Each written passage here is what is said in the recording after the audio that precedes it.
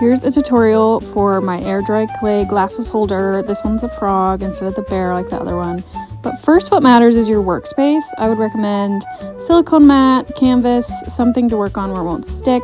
You need your air dry clay. I prefer the Das brand. And then here are all my materials. Can all be found on Amazon. And then roll out your clay flat, as you can see here. And then it's really important to smooth it over with a sponge. It can help get rid of any little cracks.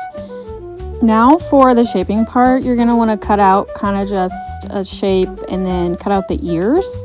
And then I like to make a rim, so I take the leftover section from where I cut the base, and then you're going to want to roll it. I recommend rolling in between your hands to start, but don't keep doing that, and then do it on the table.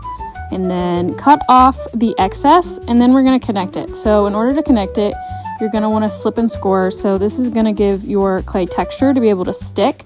So really just scratch it up. And then we're going to use slip, which is really just watered down bits and pieces of clay. And it almost acts as like a paste. And then just put it on. And then you're going to need to blend it together. So kind of you can see how I start with the end, blending it together. And then I go in and really just blend it to make it one whole piece. And then smooth it out. Now we're going to do the same on the inside, smooth it out, blend it.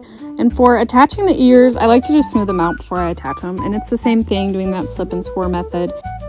After 3 to 7 days, your clay should be completely dry. Then you're going to want to sand it just to help it better for paint and everything. So I just literally use a nail file. Then I go in with gesso. This is helps the paint cling better once this is on. So I let the gesso dry for 24 hours before I add my acrylic paint. I do a couple layers of that, then let it dry for another 24 hours before going in with UV resin. The resin will help make it last longer, gives it a nice shiny look, makes it waterproof. So I will put that on, and then you have to cure it in a UV light. I have one from Amazon. It's literally a nail light. And then about 15 to 20 minutes, I say, under there for it to be fully cured. You have your final product. Feel free to comment with any questions, or if you guys are interested in ordering one, please DM me. I do take orders.